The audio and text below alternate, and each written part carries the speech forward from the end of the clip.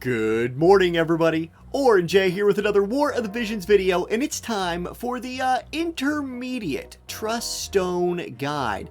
And in this guide today, we're going to talk about your first foray into crafting a pink or yellow trust stone. We're going to talk about the ways you can get them and how to tell if you've crafted one that is worth keeping or not. Now, there's more to do after that. That'll be in the super advanced guide next time, but this I think is the logical next step. And let's start with the ways of acquiring pink and yellow trust stones. There's three main ways. The first way is trading up for them in the item exchange shop. If you go into the item exchange shop and you scroll all the way down, you'll find a new area called trust stones. In this area are all 6 types in pink. Let's click on Glory, for example, here. Within this shop, you can see every month I am limited to trading up for 50 shards of pink or 100 shards of yellow. This limit applies to each of the individual ones. So, for example, I could get 50 glories. I could then switch shops to prosperity. I could get 50 prosperity, etc. So for each type, you're limited to only 50 pinks per month. Keep that in mind. Now, to actually trade up, you need either yellows or purples. Purples are farmable in the game right now, and so if you're trying to acquire trust stones through farming and trading up, you're going to want to focus on the double drop room. This is a daily room that changes, each trust stone will have its day, right? Click on the trust stone chamber, you can see today's room is justice. Now, I want to mention something about these chambers if this is the way you're planning to farm it. Take advantage of the time you spend in here. Look at my team. These are very, very easy fights. I'm running 2 mages, and these 2 mages can kill this whole fight by themselves, no problem. Then I'm putting some units that need experience, that need Esper resonance, so they're getting that, right? And then I'm using some TMRs, like a spirit raising TMR here on Terra, a bravery raising TMR on Celis. And so while my teams are just like AFK farming a room while I'm working on something else or sleeping, I'm raising my bravery, I'm leveling up some units I'm working on, getting Esper resonance, etc. They're very easy rooms, so take advantage of that. These do drop the purples. We can go look at the loot real quick here. You can trade these purples up for either pinks or yellows, so that's one way to do it. Okay, that's the slow way. I'm going to call that the slowest way to do it. The other ways to do it are like this. Let's go to the Mog shop. Our reoccurring events, what looks like from now on, will have metal shops like always, but in those metal shops you will see select trust stone shard ×5 summon tickets. Each shop will have 4. I've already bought one of these, so there's only 3 left, but it'll have 4 of the UR ones. That's enough for one whole pink trust stone, and it will have 8 MR ones. These summon 5 shards each. It takes 20 shards to make a trust stone. For example, this raid shop right here, you can see I've already cleared this out, got all my UR shards, got all my MR shards, and then you just head over here, you go down to the summon, and you find them in the select tickets. I know a lot of new players have been asking me where you find these. You click ticket summon, you click select ticket, and they're all the way down at the bottom for me. So let's say you got a trust stone shard ×20. Boom, I'm going to do a glory. I don't have a glory pink yet, so I'm going to summon 20 pink glory shards, and then here in a minute I'll be able to craft these into a glory pink trust stone, the highest rarity. Awesome, and you can see that's my first 20 of the glory pinks. That's exciting. Okay, there is a third way, and again it involves the Mog shop and a new type of currency in the game. It is going to be down here right above our monthly refresh shop, the friend shop, is the score medal shop. In here, you can earn these medals, the score medals, and there's an unlimited number of trading you could do in here for both pinks and yellows. Pinks are 100 medals each, and you can trade them for shards. Now, I have not attempted to farm this stuff on purpose yet. You get these by clearing the PvE content, and I'll show you exactly what I mean. So I'm going to go to the far plane, And I believe this is one of the reasons they are rerunning so many of our old events right now with gear like most people don't need to farm. And people are like, why are we getting all these reruns right now? This is why. It's giving us an opportunity to farm them once. So I'm going to scroll down to Ancient Tome of Leonis. Now, the regular Ancient Tome of Leonis will not count for this. But if I go into the high difficulty Ancient Tome of Leonis quest, you'll see this new thing right here. I'm circling it with my mouse. High score. Now, I've not attempted these yet, again, right? So this is one reason why I don't have a bunch of those high score medals. But if I were to go run this, I would get a score. And by the scores add up for all of the high difficulty content that you do. Every time you get a new high score, it adds it to your total. Why does that matter? Well, you head over here to the missions tab, and there is a constantly updating, let's see, it's in events, right here, score, high difficulty score challenge. Always adds up, right? You will complete it, you get 500 medals, and then it just switches to the next one, right? So the last threshold, I was saying thresh mark, it's not a real thing. The last threshold that I hit was 15,000, so my new goal is 20,000. When I hit 20,000, I will get 500 more of these coins that I can trade in for shards for pink or yellow medals. And then I'm sure it updates to 25,000, and then I'm sure it updates to 30,000, and it'll just keep going. Now, a way to think about farming these is if you're going for a score, it works like Trials of Reckoning. You get bonus points for beating it fast, not taking a lot of damage, doing chains, etc. Now, like I said, I haven't even worried about this yet, right? But when I do, I'll make a team that is really OP. I'll make like my most OP team, probably try and force them to do a little bit of chaining and make sure they don't take damage if I can help it. That'll give me a better score, and I will just let these medals flow into my account over time and use them for Trust Stone shards when I need to. Okay, that's the 3 basic ways of acquiring pink and yellow Trust Stones. Now let's talk about forging them. And to do that, you forge them just like the green ones, but there's a little bit more to think about now. So I'm going to go into the Trust Stone area here in equipment, and I just summoned some G, right, shards. So I'm going to go to G, I'm going to go to Forge, I'll click G again, and I'm going to make, now I have to make a decision, don't I? Now I have to make a decision. So for this, I'm going to go to wotivcalc.com, and I will link this page in the description. Here it is. And now that I'm here, I will decide which type of rune I want to make. On the right side here, you have group buffs for the attack type runes, and on the left side you have group buffs for the defensive type runes.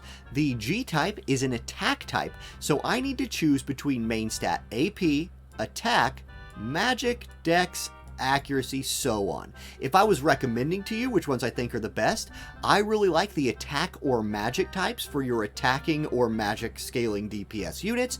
I really like the agility type down here at the bottom. That's the one I'm going to make. The dexterity or accuracy ones are really good if you plan on fighting a lot of Elenas or something like that. And honestly, don't sleep on the AP type ones. Most of the ones on the attack side are pretty good. For the defense side, if I was recommending some of these, my favorite for a tank is the HP. It gives you HP and all elemental resist 5%.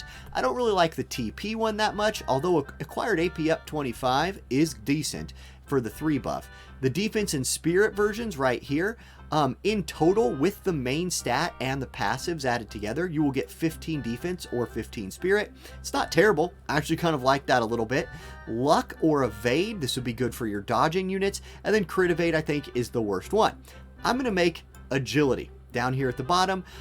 This is going to be my first rune set for pink, and I think agility is just generically really good. So I'll hop back into the game now. Let's get that back opened and on the screen, and I'm going to craft my agility type rune. It's this one right here.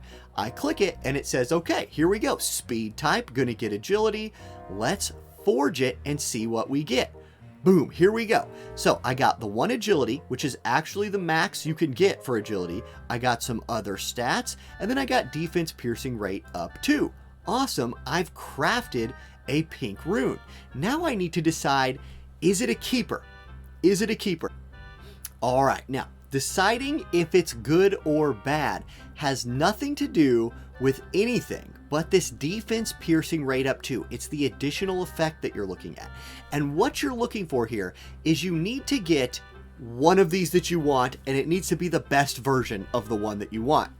What does all of that mean? Okay, let's head back to WoTV Calc for a second, and we're on the same page we were on before, but I've scrolled down from all the way up here where it's telling you about the group buffs to all the way down here where it talks about passives. Now there's a lot of stuff in the middle there. I'm going to save all of that for the advanced video, which will be the next one in the series, but we're looking at passives right now.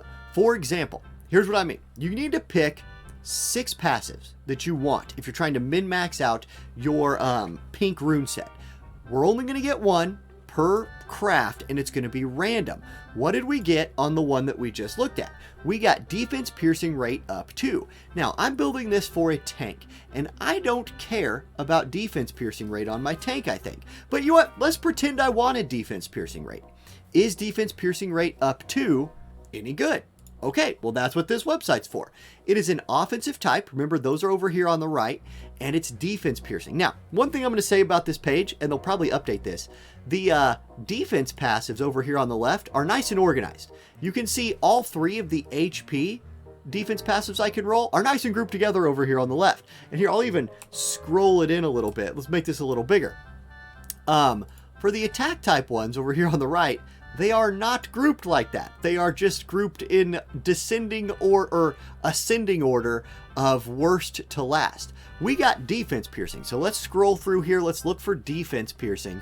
There's slash pierce. Okay, where's defense piercing? Right here. Increased defense penetration 2 to 5. The key thing to look at here is that 2. This is the worst one. 2. Because it maxes out at 5. If I were to level this passive up, it would max out at 5. Now I'm gonna copy increase defense pin. I'm gonna Control F the page, and I'm gonna go down. I'm gonna go down once. There's the second best one, and twice. Here you go. If I want to get maximum defense pin, I need to have a starting value of 4 for defense pin. What did we actually have on our rune? We had 2, so we had the worst one. That means this is not a keeper. So what am I going to do about that? Real easy. I come back over here, I go to dismantle, I sort by G, and I'm just going to dismantle this thing. And you're like, wait a second, you just did all that work to get all those shards, you're going to take it apart? Doesn't matter. You literally can do this for 100,000 gil, and depending on what royal rank you are, you can do it a certain amount of times a day. You can see I've only done it 3 times today. I'm set. I'm going to click dismantle, and if I confirm the materials, I'll get all 20 of my shards back. Cool. Okay, dismantle that sucker. Boom, I got my shards back. I just click back. I click forge. I'm G-type. I'm going to make another rune. Boom, here it is. This time, what's my random additional ability? Wind attack up 3.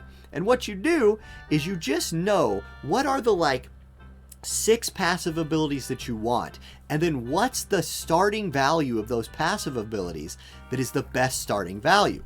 Wind attack 3, I'm going to tell you right now, that's not the best one. Wind attack 4 would have been the best one, so this is a reforge. I'll simply just go back through and reforge this thing, dismantle, G, click it, dismantle, goodbye, give me my stones back, and for the sake of this video, I'll just reforge it one more time and see if I get lucky. Boom, here we go. And if not, I have a temporary one made. Oh, here we go. Slash attack resist piercing rate up 4. I like this one. This is a keeper. Okay, so now what do I do with a keeper that I've got it? Well, that's the next part of the video. And here we go. Now, if you have a keeper like the one you just saw me roll, and it has one of the passives, I keep calling it passives, what's it actually called? One of the additional abilities that you actually want on your finished set on it, you're good to start leveling it up. If it has a additional ability on it that you might want for a different stone, there are ways to move them from stone to stone, and you can actually move them onto a placeholder stone and save them for later. Okay, but that's the advanced video. That's the advanced video. Check out this Trust Stone of Justice that I crafted. It's an HP, so it's a defensive type Trust Stone, and it has the additional ability of lightning attack resist up 4 on it.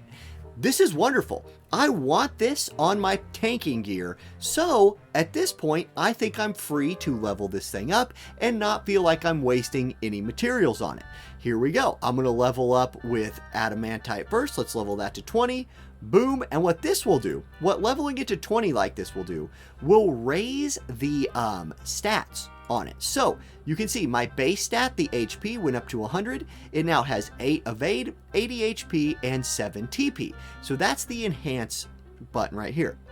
Next up is the temper area. Right here, we click temper, and here you see the substats, evade, HP, and TP. Now, you can mess with these by hitting the 100,000 gil button, and for the sake of this video, I won't get specifically into min-maxing, I'll save that for the advanced video, but pick the stats that, if you want the easy mode, pick the stat you want the most. For me, this is a tank piece of gear, so I'd focus on HP instead of evade or TP, and you can click this button, it will re-roll those stats. So like watch this, I'm going to click it right here, 100,000 gil, I lost a lot of HP, I gained TP, that's gross, roll it again, oh here we go, that's better. I gained HP back up to 147, and that's fine. So you can do this, you can play with this a little bit. I wouldn't worry about this too much unless you really want to min-max, and I'll put that in the advanced video. Next up, the ability enhancement area. I'm going to save this for the advanced video as well. Just know you can raise the level of your additional effect by consuming these stones right here. In my opinion, and I haven't tested this yet, but I will test it before the advanced video, it's going to be efficient, I think, to eat your blue stones, like to use your blue shards to craft stones, maybe. Eat those for experience. I haven't tested that yet out. Again, saving that for the advanced video. Just know this tab is where you go to level up your additional ability right here by consuming old stones. Just make sure you're favoriting stones you don't want to consume so you don't accidentally eat them to level up your additional effects over here. And then you have ability merge. This is the most important thing for min-maxing because it is the thing that lets you get 2 additional abilities onto trust stones. Again, definitely saving this for the advanced video, but the TLDR is I have an L-type stone that is either yellow or pink. I can take an ability from another stone and put it on this stone. What is that going to cost you? It costs hammers, it costs re-smithing hammers, and it costs HP hammers or whatever type of stones hammers that you're using. This will get expensive, and this is why when we were re-rolling earlier, we wanted to make sure we got a really good additional effect. So even if we weren't going to keep it on the stone we crafted it on, we could shift it off onto a placeholder yellow stone or something, and then bring it back onto one of the stones we actually wanted on later. That's all going to be in the advanced video. But for this video, there you go. We've crafted a stone, we've leveled it up, and that's the process and how you do it. So I hope this video is helpful. If you're really itching for more, there is one more video coming where we really dig into the stats and try to make the perfect piece of gear. But there you go. If you're doing this, you're already way ahead of a lot of people. So that's the video, guys. Thank you for watching. Like and subscribe if you haven't already. You need some Amazon coins, Amazon coin affiliate link down in the description, and I'll catch you later. Peace.